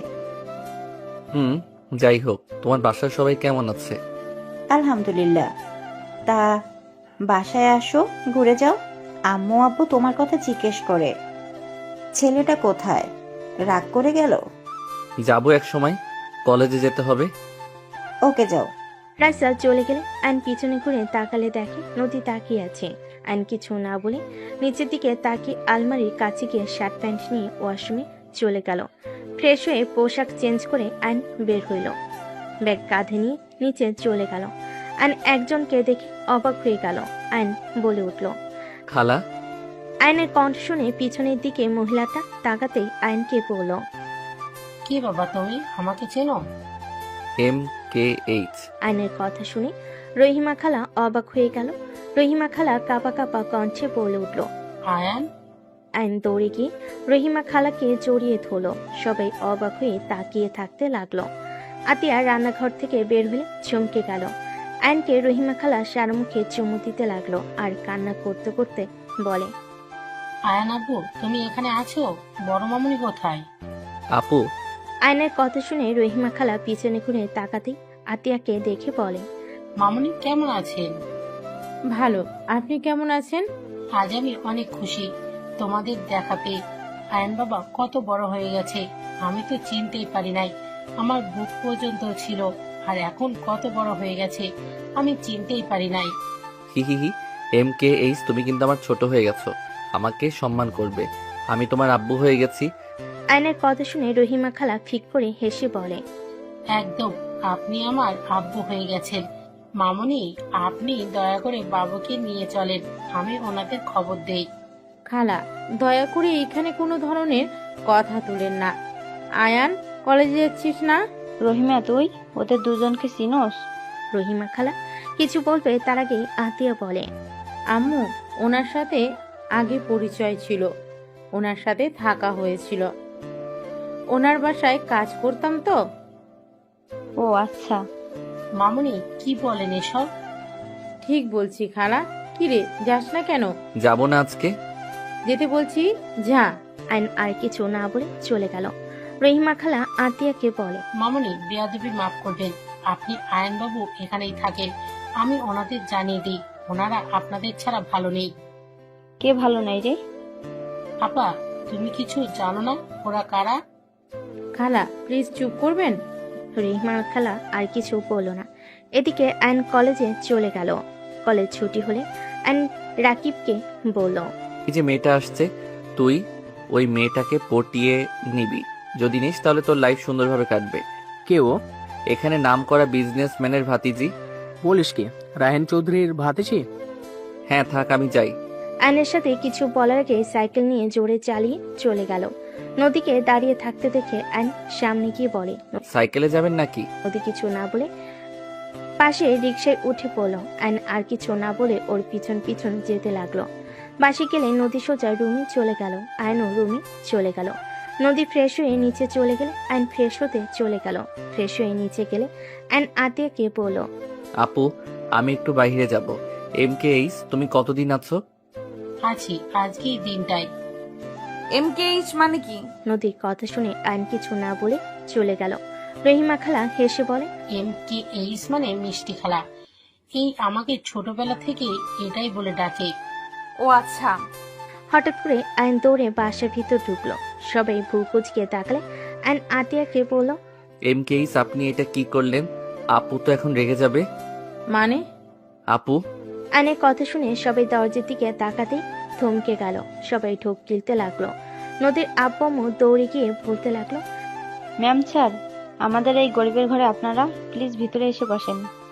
এইভাবে উত্তেজিত হবেন না, আমরা সাধারণ মানুষ, আমাদের দয়া করে এভাবে ট্রিট করবেন না। আর পাঁচটা মানুষকে যেইভাবে দেখেন সেইভাবেই দেখেন। স্যার, ম্যাম, আপনারা বসেন। আশিক ভালোভাবে সোফা পরিষ্কার করতে লাগলো। তুলি দেখে অবাক হয়ে বলল, ম্যাম আপনি? আমি তো বিশ্বাসই করতে পারছি না, আমি আপনার অনেক বড় ফ্যান। আপনার সাথে ছবি তোলা যাবে? আপনি আমার আইডল, আমি আপনার মতো বড় বিজনেসম্যান হতে চাই। শিওর, ইনশাল্লাহ আমার থেকে ভালো করবে তুমি। তুলি আয়নের আম্মুর সাথে ছবি তুলতে লাগলো। আয়নের আব্বু আম্মু বসলো। রহিমা খালা বলে ওঠে, ম্যাম বাবু। আয়নের দিকে তাকাতে আয়নের আম্মু চোখের পানি ধরে রাখতে পারলো না। আয়নের দিকে উঠে যেতে আতে আয়নকে টান দিয়ে নিজের কাছে দাঁড় করিয়ে বলে, আয়ান যেখানে যাচ্ছিলি সেইখানে যা। মামুনি, বাবুকে কেন সরিয়ে দিতে চাইছেন? খালা, আপনি কাজটা মোটেও ঠিক করেন নাই। আর খালা, টাকার কাছে বিক্রি হয়ে গেলেন।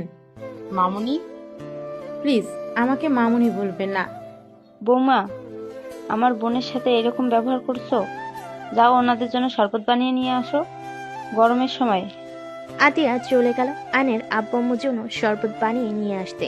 খালা এগিয়ে গেলে আতিয়া হাত সরিয়ে দিয়ে বলে, মা হয়ে টাকার কাছে বিক্রি হয়ে গেছেন। আপনাকে দেখে আমার ঘৃণা হচ্ছে। আমার একটা মেয়ে মারা গেছে, এখনো আমার আরো সন্তানেরা আছে, তাদের ভবিষ্যৎটাকে নষ্ট করে দিতে পারি না। আতিয়া রাগে কিছু না বলে শরবত বানিয়ে বের হইল। রহিমা খালা আতিয়ার পিছন পিছন যেতে লাগলো। আতিয়া দুজনকে শরবত দিয়ে বলল, শরবত খেয়ে তিনজন বের হয়ে যান। আতিয়া, কি বলো? তোমার কোনো ধারণা আছে কাদের সামনে কথা বলছো? ম্যাম স্যার, দয়া করে কিছু মনে করবেন না। আতিয়া, বেশি করে ফেলছো কিন্তু। সমস্যা নাই, আপনারা ওনাকে কিছু বলবেন না। ম্যাম, কত ভালো। ওনাদের এত সম্মান করার কি আছে? আমরা মানুষ, ওনারাও মানুষ, মাথায় তোলার কোনো মানে হয় না। আশিক রাগে আতের হাত ধরে রাগী লুক নিয়ে তাকাতে রহিমা খালা তাড়াতাড়ি করে আশিকের হাত ধরে কিছু বলবে, সাথে সাথে আতিয়া বলে, খালা ছাড়েন, আমার হাজবেন্ড আমার সাথে যেমন ইচ্ছে তেমন ব্যবহার করবে, হাত ছাড়েন ওর। আর আপনার ম্যাম স্যার নিয়ে এখান থেকে যান। উনি তোমার হাজবেন্ড? জি মিসেস রাহেলা চৌধুরী, উনি আমার হাজবেন্ড, আর ওনারা আমার শ্বশুর শাশুড়ি, আর ওই দুটা আমার ননদ। এইটাই আমার দেবরের বউ রূপা। তাই আমি চাচ্ছি না আপনারা দুইজন আমার শ্বশুর বাড়িতে বসে থাকেন। আয়নের আব্বু বলে ওঠে, আতিয়া প্লিজ আমাকে ক্ষমা করে দাও, প্লিজ তোমরা আমাদের সাথে চলো। আতিয়া রেগে বলে, অসম্ভব, আপনাদের সাথে আমরা কেন যাব? আপনারা চলে যান, আমাদের দয়া করে বিরক্ত করবেন না। আমরা আলহামদুলিল্লাহ অনেক সুখে আছি, প্লিজ চলে যান। আতিয়া, আর কত শাস্তি দিবে আমাদের? রহিমা তো আমাদের ক্ষমা করে দিয়েছে, সেখানে তুমি কেন আমাদের ক্ষমা করতে পারছো না? টাকা দিয়ে সব কিনতে পারবেন, আমাদের ভাই বোনকে টাকা দিয়ে কিনতে পারবেন না, বুঝতে পারছেন? আয়নের আব্বু বলে ওঠে, দেখো তোমার শ্বশুরের কোম্পানি লসের দিকে যাচ্ছে, তুমি আর আয়ান যদি আমাদের ক্ষমা করে আমাদের সাথে আসো, তাহলে আমি আশিকের কোম্পানির বড় করার সবকিছু দিয়ে দেব। দরকার হলে তোমাদের কলেজের ওইখানে যে কোম্পানি ওটাই আশিককে দিয়ে দেব। আয়নের আব্বুর কথা শুনে আতিয়ার আগে সামনে থাকা ফুলদানি এক আছাড়ে ভেঙে ফেল, আর রাগে চিল্লায়ে বলে ওঠে, আপনি আমার স্বামীকে লোভ দেখান, আপনার কোম্পানি আপনার কাছে রাখেন, দয়া করে এখান থেকে তিনজন যান। আপনারা যদি বেশি বুঝেন, আমি আয়নকে নিয়ে এখান থেকে চলে যাব। আপু, এই চুপ, তুই এখানে একটা কথা বলবি না। আপু আফিয়া আরও এসেছে, শান্ত হও। আতিয়া আফিয়া আরুষকে দেখে চুপ হয়ে গেল। দুজন দৌড়ে এসে নদীকে জড়িয়ে ধরল। আফিয়া বলে, ফুপ্পি তোমরা দুইজন এখানে কার সাথে আসলে? আঙ্কেল আমাদের রেখে গেছে। মামা, তোমাকে কল দিলাম, ফোন বন্ধ কেন? ফোন সিম ভেঙে ফেলছে তোমার আম্মু। আসসালামু আলাইকুম। আপনাদের তো আমি ম্যাগাজিনে দেখেছিলাম আপনারা আমাদের বাসায়। ওয়ালাইকুম আসসালাম। আয়নের আম্মু আফিয়া আরুষকে জড়িয়ে ধরে সারা মুখে চুমু দিতে লাগলো। দুজন অবাক হয়ে তাকিয়ে থাকতে লাগলো। আফিয়া বলে ওঠে, আপনারা এত বড় মানুষ হয়ে আমাদের আদর করছেন। আমি তোমার নানি হই, আর ওইটা তোমার নানু ভাই হয়। সবাই অবাক হয়ে গেল। আফিয়া আরুষ অবাক হয়ে তাকিয়ে আছে।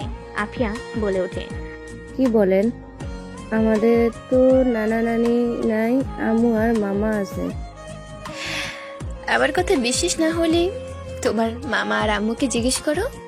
আফিয়া আতিয়ার আয়নের দিকে তাকিয়ে বলল, আম্মু ওনারা কি আমার নানা নানি? হ্যাঁ। আতিয়ার কথা শুনে সবাই অবাক হয়ে গেল। নদীর আম্মু বলে ওঠে, কি ওনারা তোমার বাবা মা মানে? তুমি তো বলছো তোমরা এতিম।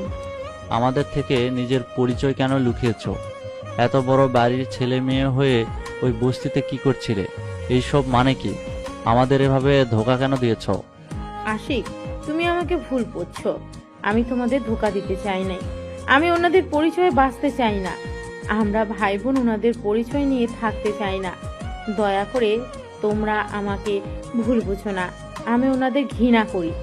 আমি চাই নাই আমার ছোট ভাই আমার বাবা বড় ভাইদের মতো হোক, আর টাকা কারণে অভদ্র তৈরি হোক। মানুষকে মানুষ মনে করবে না, টাকার গরমে সব কিনে নেওয়ার চেষ্টা করবে, অন্যায় করে টাকা দিয়ে মুখ বন্ধ রাখবে। এমন যেন না হয়। সেই জন্য আমি আমার ভাইকে নিয়ে দেশে এসেছি। আমার ভাইকে আমি আমার মনের মতো করে বড় করতে পেরেছি, এটাই আমার সফলতা। ওইখানে যদি রাখতাম, আমার ভাই একটা অমানুষ হতো, আর ওই বাড়িতে আমার দম বন্ধ হয়ে আসতো। অনেক কিছু চাইলে বলা যায় না আশিক, শুধু এইটা মাথায় রেখো, এমন কিছু আছে যার জন্য আমার বাবা মা ভাইকে আমি ঘৃণা করি। কেন ঘৃণা করো? রাজপ্রাসাদ রেখে বস্তিতে থাকতে কি এমন করেছো যে তোমরা ওইখান থেকে চলে এসেছো? আর আয়ানকে এত শাসনে কেন রাখতে?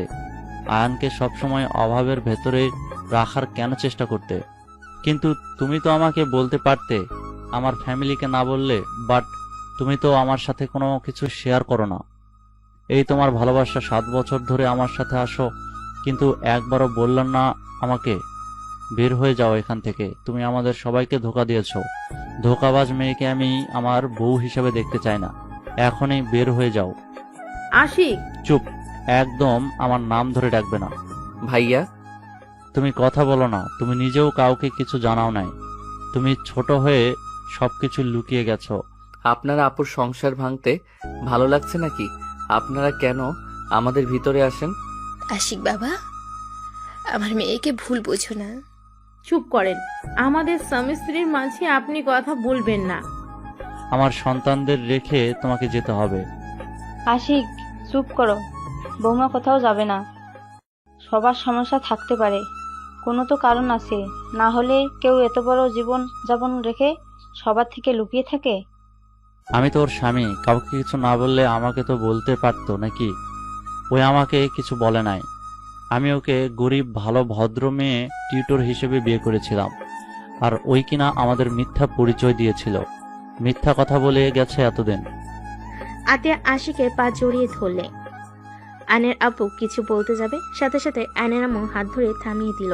আতিয়া আশিকের পা জড়িয়ে ধরে কান্না করতে করতে বলে, আশিক প্লিজ, আমাকে ক্ষমা করে দাও। আমি মানছি আমার তোমাকে বলা উচিত ছিল, কিন্তু আমি তোমাকে বললে তুমি আমাকে বারবার জেরা করতে, কেন বের হয়ে এসেছি নানা ধরনের প্রশ্ন করতে, যেটা আমি তোমাকে বলতে চাই না। দেখো, সবার পার্সোনাল ব্যাপার থাকে যা সবাইকে বলা চায় না। প্লিজ আশিক, আমাকে ক্ষমা করে দাও। আর আমি সত্যিটা বললে তোমরা সবাই আমাকে ঘৃণা করবে। কি এমন কথা যে সবাই তোমাকে ঘৃণা করবে? আশিক, মামুনি অনেক ভালো। মামুনিকে তুই ভুল বুঝিস না, সবকিছু বলা যায় না। কাউকে বলা না গেলে আমাকে তো বলা যায়, তাই না? আতিয়া, পা ছাড়ো, বিরক্ত লাগছে। আর শোনো, তোমার বাবা মায়ের সাথে দুজন চলে যাও। আমি যাব না, আমি ওনাদের সাথে যেতে চাই না। আমি যদি চাই আমাদের আর কখনো বাংলাদেশে আসতে দেবে না। ওনাদের মান সম্মানে লাগবে এই বাড়ির বউ বলে। ভাইয়া প্লিজ আমাদের ক্ষমা করে দেন। আয়ন আশিকের সামনে গিয়ে ক্ষমা চাইলে আশিক কিছু না বলে আতিয়াকে সরিয়ে দিয়ে রুমে চলে গেল।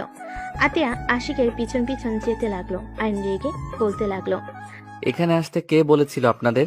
আপনারা কি ভাবছেন আপনারা এখানে আসবেন আর আপু আমি আপনাদের সাথে চলে যাব?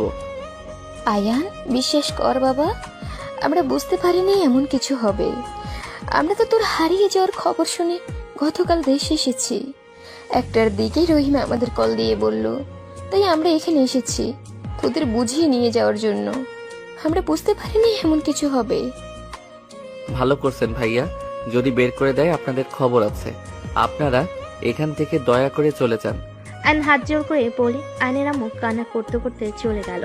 আয়নের আব্বু বলে ওঠে, ভুল আমাদের ছিল, তোমার আম্মুকে কেন তোমরা কষ্ট দিচ্ছ? আয়ন কিছু না শুনে অন্যদিকে ঘুরে দাঁড়ালে আয়নের আব্বু চলে গেল। রহিমা খালাও চলে গেল। নদীর আম্মু বলে ওঠে, আমি জানি না তোমাদের মাঝে কি হয়েছে, কিন্তু তোমরা কাজটা ঠিক করলে না। উনি তোমাদের জন্ম দিয়েছে, তোমাদের 9 বছর ধরে কাছে পায় না, না তোমাদের দেখতে পারছে না শুয়ে দেখতে পারছে। আমি একজন মা, আমার মেজ সন্তানটাই দূরে থাকে, প্রতিনিয়ত ওর জন্য বুকটা পুড়ে। আমি তাও আমার সন্তানের সাথে ফোনে কথা বলতে পারি, আর উনি তাও পারে না। উনি তোমাদের ছাড়া ভালো নেই। আমার মনে হয় তোমার বাবা মায়ের কাছে একবার যাওয়া উচিত। আপু আমার ভালোর জন্য আমাকে নিয়ে এত দূর চলে এসেছে। আপু অনুমতি না দিলে আমি কিছু করতে পারবো না। আমার মনে হয় ভাবিকে তোমার বোঝানো উচিত। সবাই মিলে কথা বলতে লাগলো। আর এদিকে আতিয়া আশিককে বলতে লাগলো, শুনতে চাও কেন তাদের থেকে দূরে? ওকে, তাহলে শোনো। রহিমা খালা আমাদের বাসার বিশ্বস্ত কাজের লোক। উনি আমাকে আয়ান ভাইয়াকে বড় করেছে। লন্ডনে গেলে ওনার ছোট মেয়েকে নিয়ে যায়, আর ছোট মেয়ে আমার সাথে সব সময় থাকতো। আমি ওকে অনেক ভালোবাসতাম, ছোট বোনের মতো। ভাইয়াও ছোট মেয়েটাকে একা পেয়ে রেপ করেছিল। মেয়েটা সহ্য করতে না পেরে মারা যায়। আতিয়ার কথা শুনে আশিক যেন থমকে গেল, চোখ কপালে উঠে পড়ল। আশিক বলে ওঠে। কি রুমে ধর্ষণ হয়েছিল? ওই অ্যাক্সিডেন্ট করে মারা যায় নাই? আর ওই যখন ধর্ষণ হয় তুমি কোথায় ছিলে? ওটা মিথ্যা কথা ছিল। আমি আমার ফ্রেন্ডদের সাথে 7 দিনের ট্যুরে গেছিলাম। আর ট্যুরে গেলে আয়ান রুমি জন্য কিছু না কিছু আনতাম। সেই দিন ওর জন্য গিফট নিয়ে আসলে ওকে খুঁজলে কেউ কিছু বলে না, সবাই চুপচাপ হয়ে থাকে।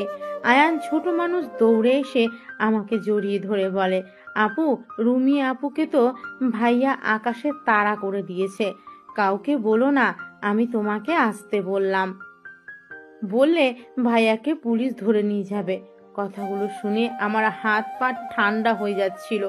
আমি চিৎকার করলে পরে জানতে পারি সব কিছু। আর আব্বু আম্মু সব জানার পর চুপ করেছিল। আব্বু সব কাজের লোককে টাকা দিয়ে মুখ বন্ধ করে রেখেছিল। রইমা খালা পাগল হয়ে গেছিল প্রায়। ওনাকে নিয়ে আমি থানায় যেতে চাইলে উনি আমার সাথে থানায় যায় না। টাকা দিয়ে রুমির মৃতটা অ্যাক্সিডেন্ট বলে চালিয়ে দেয়। আতিয়া কান্না করতে লাগলো। আশিকের দিকে তাকিয়ে বলে, তাহলে বলো ওই ফ্যামিলিতে কিভাবে থাকবো? ছেলে এত বড় অন্যায় করলো, অথচ বাবা মা কিছু বলে নাই, চুপ করে থাকছে। আর আমাকে মুখ বন্ধ রাখতে বলছে। আমাকে রুমে বন্দি করে রেখেছিল। আম্মু পর্যন্ত আমাকে হুমকি দেয়, সেখানে বলবে ওদের পরিচয় সবাইকে জানাই।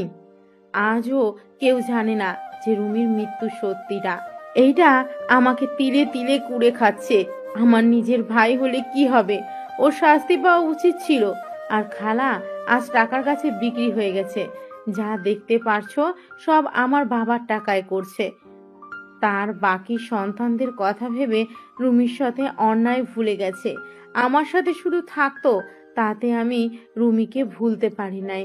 আর উনি মা হয়ে টাকার কাছে বিক্রি হয়ে গেল। আতিয়া কান্না করতে লাগলো। আশিক আতিয়াকে জড়িয়ে ধরলো বুকের সাথে। আশিক আতিয়ার মাথায় চুমু দিল। আতিয়া বলতে লাগলো, ভাইয়া অনেক মেয়েদের জীবন নষ্ট করেছে। আমার তাতে ওকে দেখতে ইচ্ছে হতো না। লাস্টে রুমির সাথে যা করেছে সেইটা মেনে নিতে পারি নাই। আর বাবা মাকে তার হয়ে কথা বলতে দেখে পরে আর উপায় না পেয়ে আয়ানকে নিয়ে আমি পালিয়ে দেশে চলে আসি। আমি চাই না আয়ানও ভাইয়ার মতো হয়ে যাক। এখন বলো আমি কি খুব অন্যায় করেছি? যারা অন্যায়কে অন্যায় মনে করে না, আমার ঘৃণা হয় ওনাদের দেখলে। সেখানে তাদের পরিচয় কেন চলবো বলতে পারো? আই অ্যাম সরি, আমি তোমাকে ভুল বুঝেছি। তোমাকে নিয়ে আমার গর্ব হচ্ছে। আমি ভুল মানুষকে আমার জীবন সঙ্গী হিসেবে বেছে নেই নাই।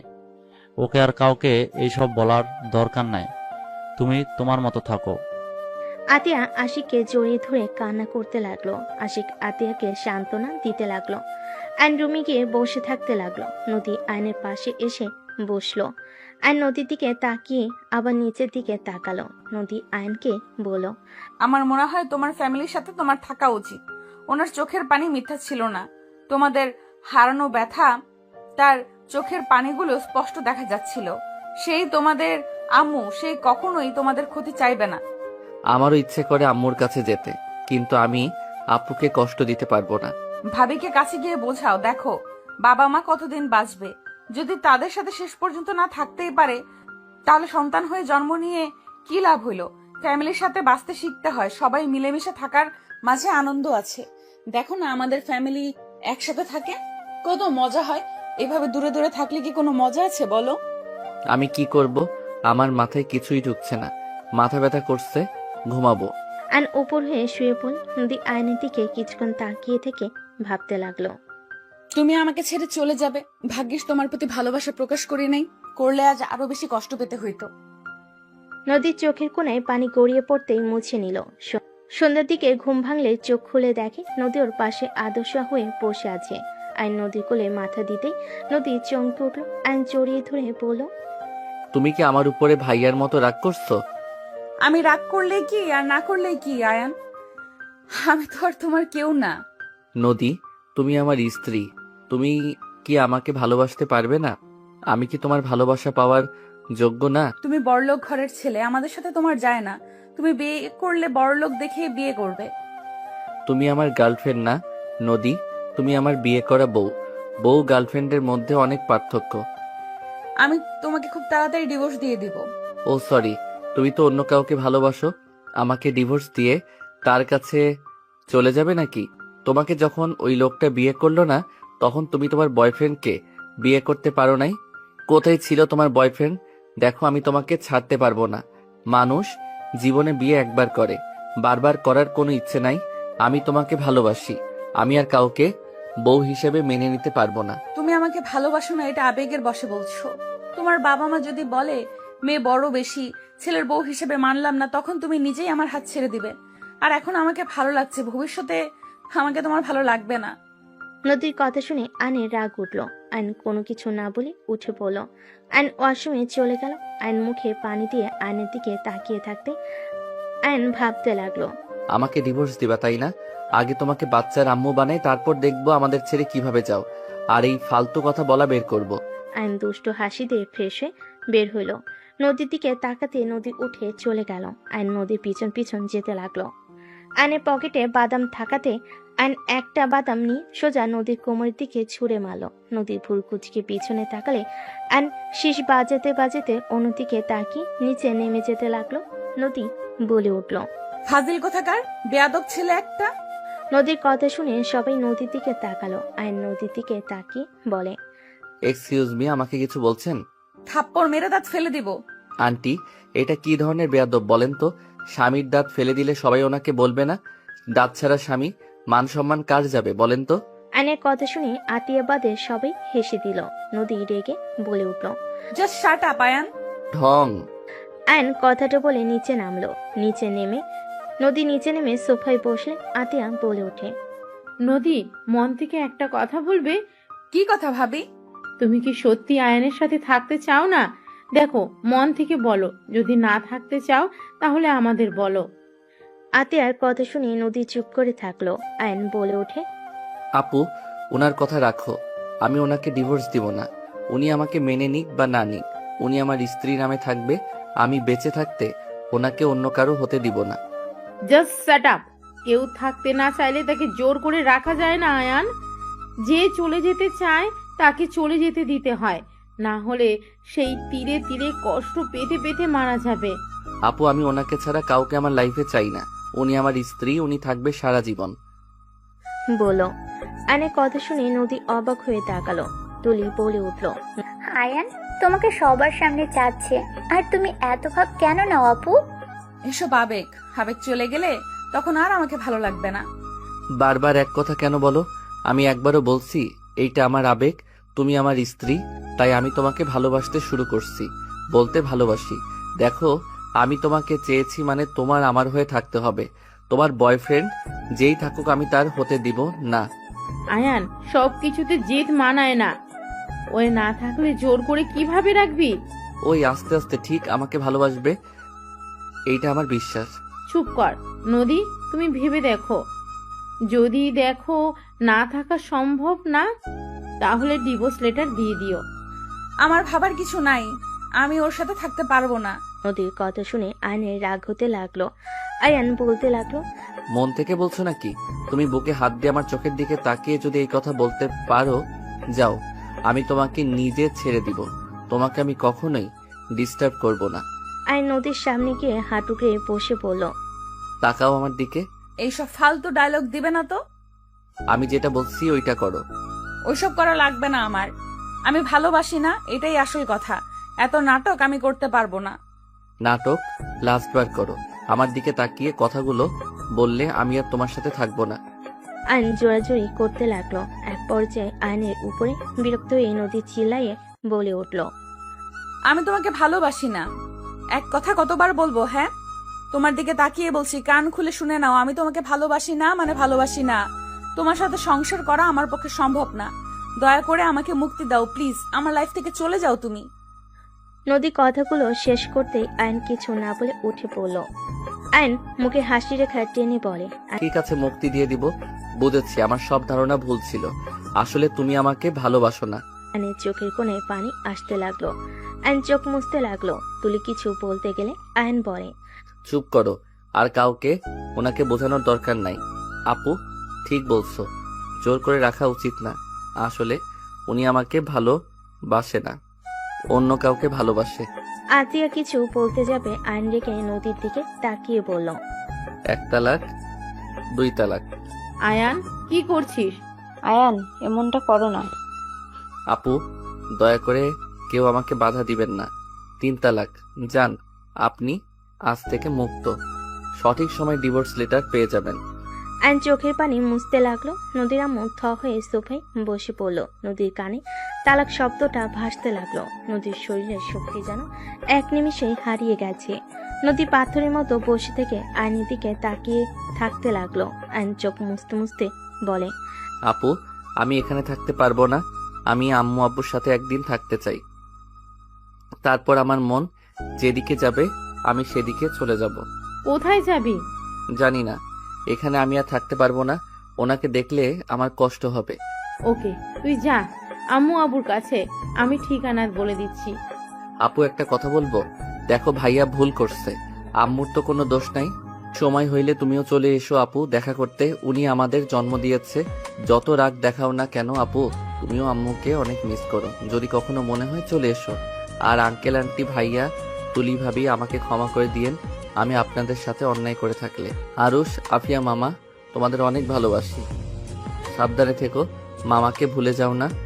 আরুষ আফিয়াকে জড়িয়ে ধরে আদর করতে লাগলো আর চোখ মুছতে লাগলো। ওর আপুকে জড়িয়ে ধরে বলল, ভালো থেকো আপু, আর বিআইন ভালো থাকবেন। আজ থেকে আপনি আমার আবারও বিআইন হয়ে গেলেন। আপনাকে মুক্ত করে দিয়েছি। ভুল করলে ক্ষমা করে দিয়েন। চোখের পানি মুছতে মুছতে বের হয়ে গেল। নদীর আব্বু আম্মু চুপচাপ বসে থাকলো। আশিক রেখে নদীর দিকে তাকিয়ে বলল, নেন, তোকে তো মুক্তি করে দিল, এখন সুখে থাক। সব কিছুতে তো নিজের সিদ্ধান্ত উপরে থাকস। আমাদের ক্ষমা কর। আয়ানের সাথে তোকে বিয়ে দিয়ে আমরা বড় ভুল করেছিলাম। যাক, তুই নিজেই তো সরিয়ে দিলি, ভালো করছস। ডিভোর্স লেটার পাঠিয়ে দিস ওকে। আশিক রেখে চলে গেল। নদীর চোখ দিয়ে পানি গড়িয়ে পড়তে লাগলো। তুলি নদীকে ধাক্কা দিতে নদী ফুলরে পড়ে গেল। আতিয়া দৌড়ে গিয়ে নদীকে দেখে নদী অজ্ঞান হয়ে গেছে। আতিয়া রূপা ডাকতে লাগলো। তুলি দৌড়ে গিয়ে পানি নিয়ে আসলো। রূপা নদীর মুখে পানি দিতে দিতে বলতে লাগলো, নদী, এই নদী, চোখ খুলো। কি হলো তোমার? চোখ খুলো নদী, চোখ খোলো। নদীর জ্ঞান ফিরলে নদী উঠে দাঁড়িয়ে গেল। কাউকে কিছু না বলে পাথরের মতো সোজা সেই ভেঙে উপরে চলে গেল। রুমে গিয়ে দরজা লাগিয়ে নদীর জোরে চিৎকার দিয়ে হামা করে কান্না করতে লাগলো। নদী কান্না করতে করতে ঘাটের উপর হয়ে শুয়ে পড়ে কান্না করতে করতে বলতে লাগলো, আমার এত কষ্ট কেন হচ্ছে? আমি নিজেই তো তোমাকে বাধ্য করলাম। কিন্তু আয়ান, তুমি আমাকে কিভাবে তালাক দিতে পারলে? তুমি আমার মন বুঝো কিভাবে লাস্টে এটা করতে পারলে? নদী কথাগুলো বিড়বিড় করে কান্না করতে লাগলো। এদিকে আইন ঠিকানা অনুযায়ী চলে গেল। আইন বাসার সামনে গেলে দারোয়ান আইনকে থামিয়ে দিল। আইন বলতে লাগলো, আমাকে যেতে দেন, আমি এই বাড়ির ছেলে। আইনের কথা শুনে দারোয়ান বডিগার্ড হাসতে লাগলো। দারোয়ান বলে ওঠে, ওই ছেলে, এখান থেকে যা, বিরক্ত করিস না। বেশি বুঝলে পুলিশে ধরিয়ে দেব। কথাগুলো বলে একজন আইনকে ধাক্কা দিলে সাথে সাথে এক গাড়ির সাথে ধাক্কা খেলো। ধাক্কা খেয়ে রাস্তায় পড়ে গেল। গাড়ি থেকে সাথে বের হয়ে দৌড়ে আইনের কাছে গিয়ে তুলে পড়ল। আয়ান, তুমি এখানে? আর ওই, আপনারা ওকে ধাক্কা কেন দিলেন? আর একটু হলে কি হতো? দারোয়ান সাথীকে সালাম দিয়ে বলে, ম্যাম, এই ছেলেটা কখন থেকে বিরক্ত করছে। বলে উনি নাকি স্যারের ছেলে। ঠিক তো বলছে, ওই এই বাড়ির ছেলে। সরেন সামনে থেকে। সবাই অবাক হয়ে তাকালো। আইনের পায়ে ধরে ক্ষমা চাইতে যাবে, সাথে সাথে আইন বলে, কি করছেন? আমি আপনার ছোট, আমার পায়ে কেন ধরতে নিয়েছেন? দেখেন, আমি কিছু মনে করি নাই। আপনারা আপনাদের দায়িত্ব পালন করছেন। আইন কথাগুলো বলে সাথে সাথে ভিতরে গেল। সাথীকে আইন ধন্যবাদ দিয়ে দিল। দুজন সদর দরজার সামনে দাঁড়িয়ে কলিং বেলে চাপ দিল। কাজের লোক দরজা খুলে দিল। সাথী আইন একসাথে বাসার ভিতর ঢুকলো। বসার ঘরে যেতে সবাই আইনকে দেখে অবাক হয়ে গেল। আইনের আম্মু দৌড়ে এসে আইনকে জড়িয়ে ধরে বলে, আয়ান বাপ, তুই এসেছিস? আমি তো বিশ্বাস করতেই পারছি না। আয়ান, তুই আসি করে আসে নাই? না, আমি একা এসেছি। আইনকে দেখে রাফি দৌড়ে এসে আইনকে জড়িয়ে ধরে কান্না করে দিল। রাফি কান্না করতে করতে বলতে লাগলো, আয়ান বাবু কেমন আছিস তুই? ভাই আমাকে ক্ষমা করে দে ভাই। রাফি আয়নকে জড়িয়ে ধরে কান্না করতে লাগলো। আয়নকে দেখে সবাই এক এক করে আয়নকে আদর করতে লাগলো। আয়ন সবার সাথে কুশল বিনিময় করলো। আয়নের আব্বু বলে, আয়ান আতিয়া আসবে না? আমি জানি না।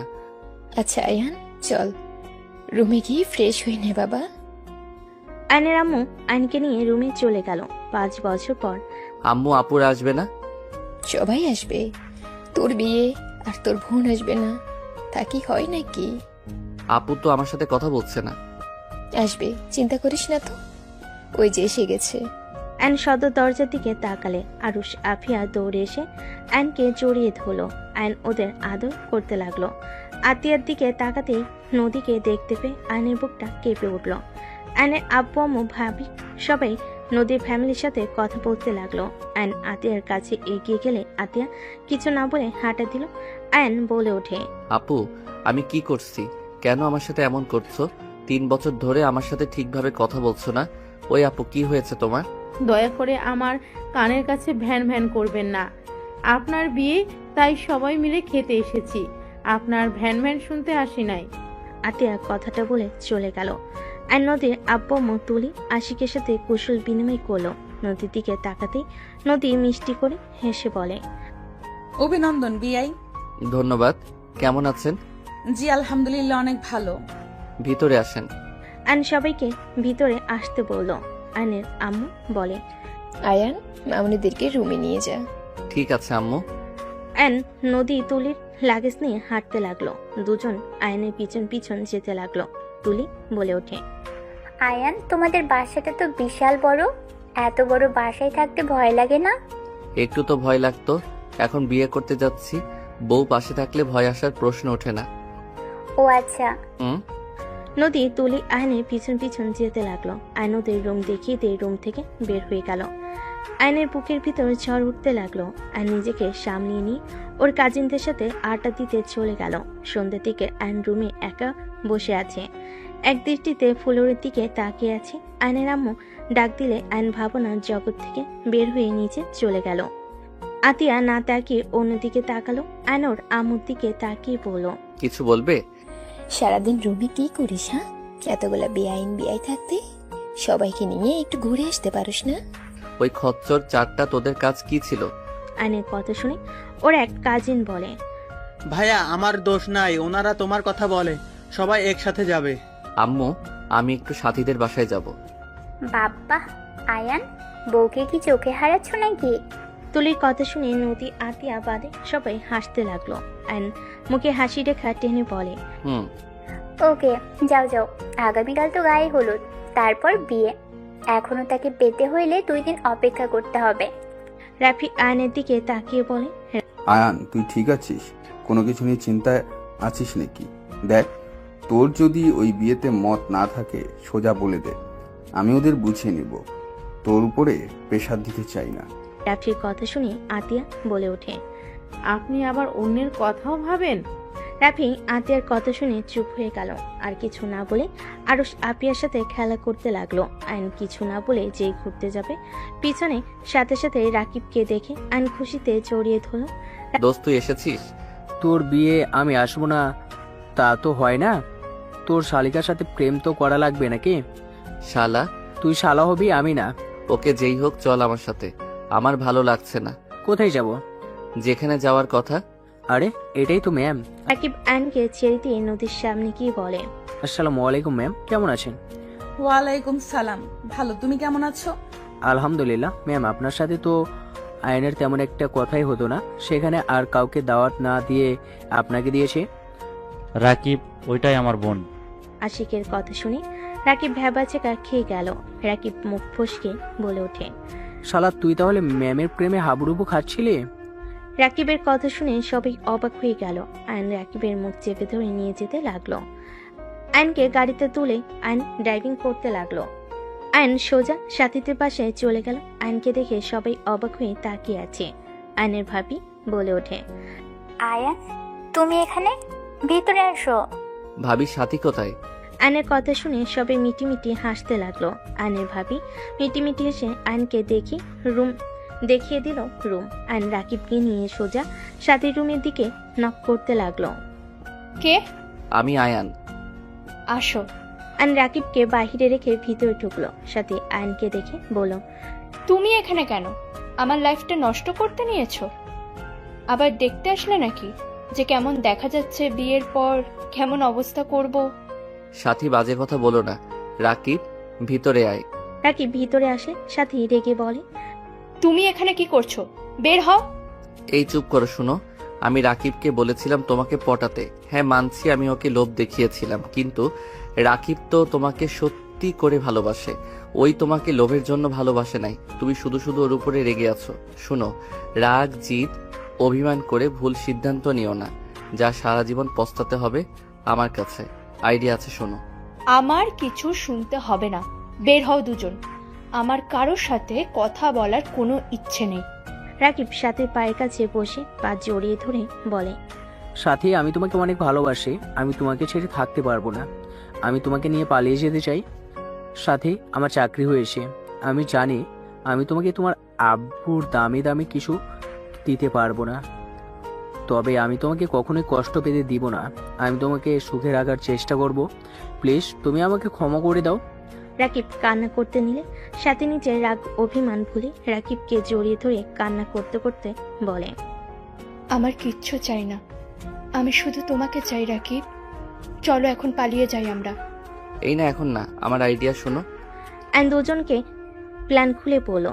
কথা বলা শেষ হলে সাথী বলে, ওকে, এখন যাও দুইজন। আরে বউ, একটু দেখি না।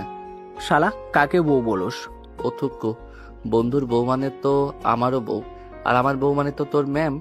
অ্যানের কথা শুনে দুজন হেসে দিল। অ্যান রাকিবকে নিয়ে বের হয়ে গেল। অ্যান সোজা বাসে চলে গেল। অ্যান রাকিব রুমে বসে থেকে প্ল্যান করতে লাগলো। অ্যানকে ওর কাজিনরা ডেকে নিয়ে যেতে লাগলো। ওদের সাথে সাদেকি আড্ডা দিতে লাগলো। রাতে দুজন রুমে গিয়ে ঘুমিয়ে গেল। সকালে হলুদের অনুষ্ঠান শুরু হলে সবাই নাচ গান করতে লাগলো। নদী আয়নের দিকে তাকিয়ে হাসি মুখে হাসি রেখা টেনে আয়নের গালে হলুদ লাগিয়ে দিল।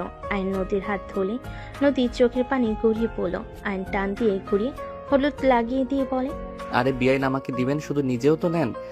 আয়ন হলুদ দিয়ে হাসতে লাগলো। সাথে ওর কাজিনরা বন্ধুরা হাসতে লাগলো। গায়ে হলুদের অনুষ্ঠান শেষ হয়ে গেলে সবাই আড্ডা দিতে লাগলো। বিয়ের দিন চলে আসলো।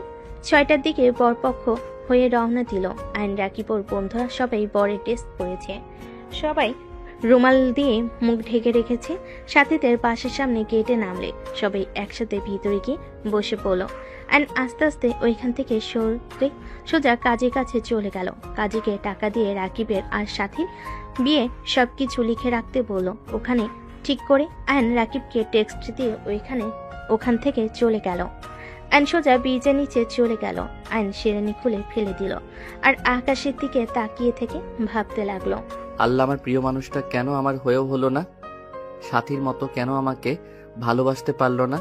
সাথী রাকিবের ধোঁকা জেনেও তোকে কবুল করে নিল, আর আমার ভালোবাসার মানুষের কাছে আমি কি অন্যায় করেছিলাম?